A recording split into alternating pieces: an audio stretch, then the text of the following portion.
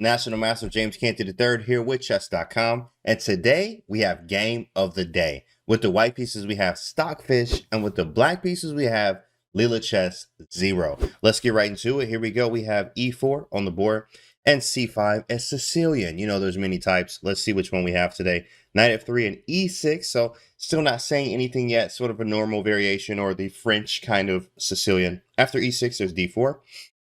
Captures, all regular stuff. And then A6, which is more of the con Sicilian. With this A6 move, actually, what you're doing is preparing an early B5 is sometimes favored Najdorf positions, Scheveningen variations, very flexible variations here with the con. Early A6, intending an early B5. Knight to C3, standard development, and B5 does happen, so we put the bishop on B7 here, keeping development. In fact, in every opening, it's almost exactly the same when it comes to the first stage, which is getting the pieces out. After B5, there's bishop to D3, developing, preparing to castle. Bishop B7, we do exactly that, castling from Stockfish. B4, attacking the knight, and this bishop on D3 is definitely defending on E4, so we actually don't have to worry about losing a pawn after we move this knight because we should, because it's attacked. So you got two moves, knight A4, or really three. Knight B1 and knight to E2. Knight B1, that's not a move. Why would we go knight to B1? Not a fun place to be. In fact, knight E2 or knight A4 are the only moves, or the best moves in this position, actually. Which one would you choose? Which one do you think Stockfish chose in this position? Well, Stockfish actually chose knight A4, and of course, a lot of us would have probably chose knight to E2, which is actually an alternative, preparing to go knight G3, playing F4 and F5 and trying to attack the king side of the board. But this one here shows a lot of calculation. And actually, of course, the engines are as strong as calculation gets, but knight to A4 was the move here. Knight to A4 has a lot of depth to it, so we'll talk about that in a minute. After knight to C6, there's bishop E3. So now pieces work together. So usually it takes 3 or more pieces for a successful attack. Usually, there's always exceptions in chess, back rank mates, one-piece mates, two-piece mates, things like that. But usually, generally speaking, it usually takes three or more pieces for a successful attack. So with this knight on A4 and this bishop on E3, if this knight happens to move, well, check this out, guys. The B6 square is now ours. We have something to do with this B6 square, so it makes a lot of sense. Now after bishop to E3, there's knight to F6, attacking the E4 pawn, but not really. It's really preparing D5, and there's a rule that they say, to take is a mistake. What that means is, if I capture, or before I capture, or if I see any captures, of course I should calculate them, but I should always be asking myself, is it better for me, or is it better for my opponent when I make this move, when I make this capture here? So there was no capture on C6. Of course, maybe you can help the bishop open up, and there's no capture on D4 because you'll be able to help these pieces coordinate just a little bit better. So you have to definitely ask that question when you have exchanges available. So knight F6, kind of attacking E4, maybe D5. You also just need to develop. Like, you have to get your pieces out. So knight to B3, we go knight B3. Very nice move here. The C5 square is ours, and B6 as well. So hence the move knight A4. You can just draw the arrows and see the harmonious placed pieces that white has in this position. Now, black has a lot of flexibility, but again, white's just probably the favorite here, especially with holes in the position right now that black may have. So knight to B3. D6 is on the board, and F4, one of the moves that you usually play in all Sicilian. In fact, there's a lot of Sicilian theory that, and as white, where you can literally just play knight F3, D4, trade, castle, and end up playing F4 very quickly. In every Sicilian almost is exactly the same with that. But here, as we see F4 is push, you want to open the file with a smile here and play F5 and also maybe try to trade, maybe carve some squares here with the D5 square being weak, maybe G4, G5. Rook F3, Rook H3, like all kind of things happen with this F4 move.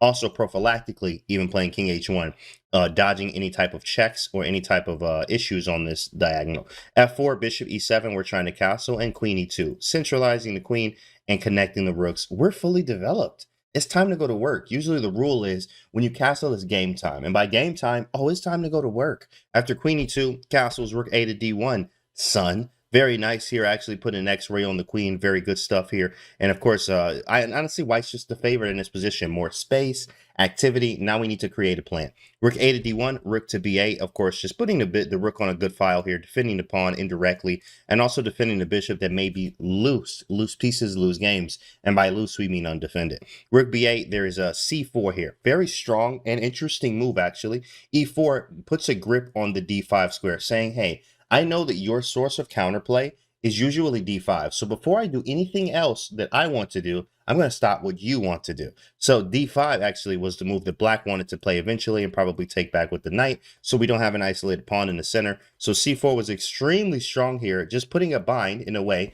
a delayed Maraxi bind here, which is very, very nice for white. After the c4 move, there's e5 saying, okay, I can't play d5, but I can play e5. So we play d5, and actually d5 is now a huge hole here in black's position. After e5, again, what do we say? To take is a mistake. So capturing would just kind of go right into what black wants. In fact, if captures, then the bishop is able to get open just a little bit and get some squares, because this bishop is pretty gross right now. But after knight to b6, we put the knight in a position so we can swing around to d5, and we live.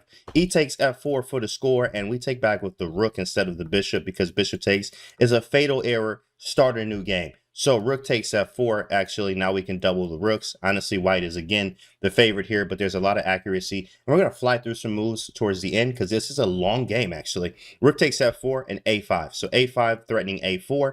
Now, of course, when you find a good move, you look for a better one. You have moves. You could play a4. You could move the knight already. Maybe move the queen. Maybe double the rooks. But what white chose here was just say, hey, we're going to take the square that we wanted in the first place. That's why we put the knight on b6. So we play knight to d5. Very strong move. Put the knight in the center of the board.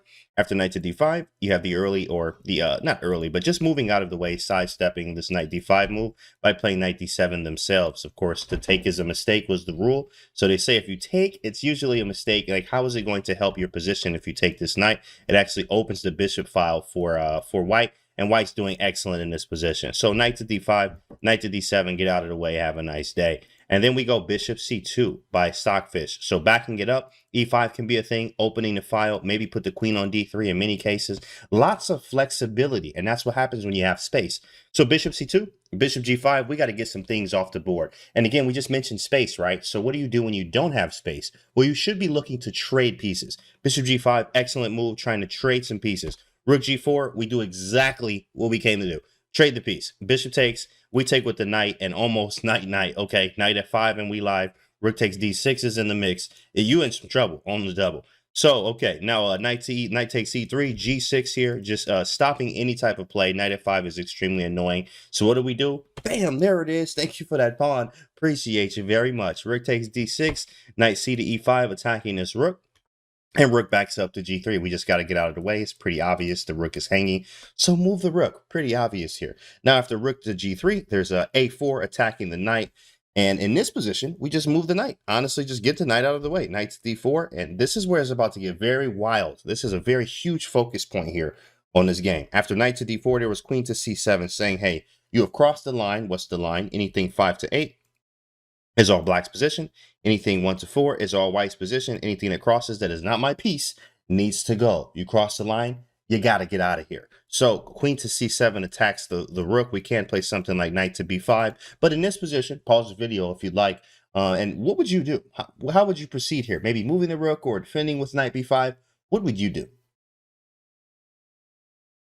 Well, let's take a look here. Stockfish actually chose, instead of knight to b5, it's knight ef5, and we live. Whoa, that's a big boy move. Uh-oh. You know it gets scary when the engine starts to make moves like this one. Knight e to f5, and they're like, okay, hey, hold up. What you doing here? What are you doing? First off, exploiting the pin and bringing the knight a little bit closer to the king. But no real threats yet. Nothing there, but it is a scary looking move. So knight e to f5, and of course, when we cross the line, they got to go. But black says, well, before you go, let me just take this freebie over here. Knight takes c4, even to score a little bit, because I was actually down a pawn. Says black, and now we're actually hitting this rook. But, okay, you know what? Instead of moving my rook or actually capturing, in fact, I don't even have any rook moves if you think about it. But knight b5 is a move as well. But after this move, what would you play now? White to move. What do you do? I'm assuming what, knight b5, right? Or rook takes d7. Well, let me tell you something here, actually. Some of the best defense is offense. Watch this. Queen h5, and we live. What, you thought I was going to move the rook? No, it's Stockfish. Queen h5, beautiful move here, saying take the rook. I dare you. And Leela Chess says, oh, I will. You're just going to have to show me today. We're either going to win or we're not. Knight takes d6, going for it, saying, hey, you're going to have to show me, big fella. And here it is. How do you finish this off? Pause the video if you need to, but how do you finish the attack? You just gave up a full rook, so you need to be sure about this, or else it's night-night.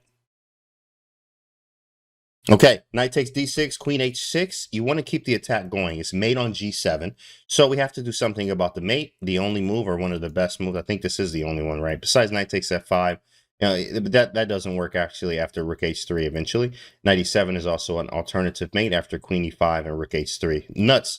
But knight e8 is defending g7. Okay, so after knight e8, again, it's on you now. How do you finish this out? Hopefully you did your tactics today and your puzzle rush. White to move, what do you do? Here it is, 97 check, flex real hard. Okay, king has to go to the corner, right? King h8, and now, how many pieces, remember, this is a pop quiz, when we said this earlier, how many pieces does it take for a successful attack, usually? How many? Three. Hopefully you said three. It can be two, it can be one, but those are rare occasions. But usually three or more. Queen takes f8 is not great. In fact, it's blocking with your face. It is not a thing. Queen takes f8 is not made after knight takes f8 and they're clapping all the way home and laughing at you while they're doing it. But king h8 is the only move in this position. So how do we proceed? Well, you have to make sure that you keep more pieces in the game. So we actually bring the other one. Bring the buddy to the party. Oh, yeah, it's going down. So after knight d to f5 here, guys, check this move out. What happens on queen takes c2, right? Queen takes c2, you're like, oh, snap, I'm not mating. What did I do? I gave up a rook? I gave up a bishop and I don't have mates? What do I do here? You tell me what the move is in this position. Here it is. I hope you're ready for it. Bam! Oh my goodness! Fall out the chair. Queen takes h7. Queen sack for mate is always great. That's a wrap there. King takes and rook h3. Start a new one. You have no moves. You literally can't move anywhere. Start a new game. GG. All that other good stuff. That was beautiful. So that actually didn't happen. In fact, this is what happened here. And there's still a lot of chess left. So we're going to zoom through in a minute. But queen takes g3 was the move here because there was nothing else to do. In fact, you had no other move but to sack the queen or get mated. Queen takes g3, knight takes g3, and black did a great job holding on. Actually, b3, a takes b3, knight e to f6 here. Just kind of developing. This game is not over yet. No, I mean, white is winning, but it's not over yet. In fact, right now, the engine says that the evaluation is like +1. Yeah, okay, white's slightly better, winning, but it's +1. That's like one pawn. That's not a lot, even though the queen is off the board for black. So h3 is on the board here, stopping knight g4 kind of stuff, and just maybe making some lift for the king. A takes b3, and bishop takes b3. So we get the bishop here. Let's fast forward slightly. Rook f to e8, e5, hitting the knight. Knight to e4, stepping out of the way. And actually, though, we just real quick, if rook takes e7, we wanted to show this because black has an extra piece. So we want to see if we can do anything about this. Oops, sorry. Rook takes, and then e takes f6, knight takes f6, and knight f5. Ouch. With queen f6 and queen g7 and knight takes e7. That's beautiful. But actually, after e5, there was just knight e4. Get up out the way. Okay, e6 here, threatening the knight and the pawn at the same time. So rook takes e7 happened, and then knight takes e4. You always got to keep the threats flowing. Keep them flowing. Bishop takes, and now queen h4, attacking the bishop and the rook at the same time. White has to be extremely careful here of not to trade everything, because a queen, if black is left with two rooks and one of these pieces, in fact, black might be the one winning. So you have to be careful of what the compensation looks like. Yes, I'm down a queen or an exchange, not really a queen, but what is my compensation? And compensation for black would be the two rooks, which actually equal more than the queen, 5 + 5, right? So, and the extra piece, which is even more, except just the king safety is kind of loose, but black wins many more times than not with the extra pieces over the queen. So we have to be careful as white. Queen h4 hitting an exit g5, which is a cool move. Just kind of getting out of the way because there was three pieces hanging. I mean, this is hanging, this is hanging, and this is hanging. Oh, this is hanging. Oh, that's hanging too. But g5, queen takes e4, and then f takes e6. Of course, if rook takes, there's actually this really cool move where you can take on d7 and then check and promote and then come back and gobble some pawns. Still got to be careful because those two rooks are on the board, but you do have a lot of possibilities. You also have a check as well. Actually, there was a better move. After rook takes, there's this one, rook takes. You have check first and then taking on d7. So you don't have to even re-promote. You actually win easier that way. So queen takes e4, and then f takes e6, and then bishop takes e6. And now we're going to fast forward because this is finesse here. This takes some time because, well, there's like 30 moves left from this position. Rook f8, queen d4, check, knight f6. Bishop b3, we back it up. So we're keeping the files on lock here, as you see, or the diagonals. As you see, the king is very unsafe. Black's king is very, very unsafe. He has some problems. So if the black king was very safe, in fact, black might be winning. But because he's not, the pieces have to stay around his king to avoid checks. Let's see what happens. Rook e to e8, bishop e6, just moving out of the way of the pawn so we can advance it. Our job is to queen asap. Rook d8, move the queen out of the way, queen c5. We're just trying to finesse, like maneuver around. King h2. King g7, defending the knight, and watch this nice sequence here. Queen c7, and then queen c6, hitting the rook, but not really. Just playing queen c6, honestly. And there was a blunder, actually. King g7 runs into queen b7 check, and then bam, there it is. Give me something. Come here. Give me something. Everything must go, Sale. Something has to go. Something has to go. That's a double attack there. I appreciate you. And then rook takes rook takes e6 because queen takes is check, and that's devastating. That's going to lead to mate. So rook takes e6, and now we got rid of one of the rooks. So now this is definitely losing. No, rook and knight, especially with nothing against my king now, it's not going to work for black. Let's see how the technique works. King g7, b4, pushing that boy. King f7 and queen to d8. Honestly, finessing. Have to stay out of the way of checks and forks. You got to be very careful here as white. So b5, we're still pushing. Queen check. You know what? Check again. Thanks for the pawn. Appreciate it. You can have this one on the other side of the board. And he does. h4, which could be captured. And then knight e5 and queen takes g5. Knight f3 actually just loses. It just loses. Yeah, you get the queen, but it's a winning king and pawn endgame. Very simple. King d6, queen f5.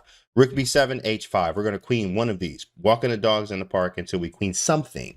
Rook f7, queen g5, rook f2. And queen d8 check, knight to d7. You have to be careful of not to be checked by black, and also, guarding your queen from forks and weird things that can happen. Rook f6, queen h8. And we're about to play h7. No way to stop it. h7 happens. And that's a wrap here. Check. There was a check here, of course, and there's now a counter check happening. King to g1, rook g6, and we just step out of the way. Here was good. Here was good. I mean, probably all the way over here was good. Didn't matter, really. Queen c3, and there's another queen on the board. Watch the flawless technique. In the end, rook b6, queen a3. Rook d6, queen e3 check, rook e6, and this is a wrap. Queen g7 check. Got to move somewhere. He just steps back. He's like, you know what? I'm done with this. This is over. Why am I still making moves? Leela Chess 0 didn't understand either. So king e8, queen takes e6, king d8, and here it is. Queen ex d7. Checkmate, and we great. That's another beautiful game from Stockfish playing Leela Chess 0 there. Nice sacrificial stuff there. Pushing the pieces forward, using the space advantage and all those things. I hope you learned something from today's video. I'm National Master James Canty III here with Chess.com, and I'll see you guys on the next video.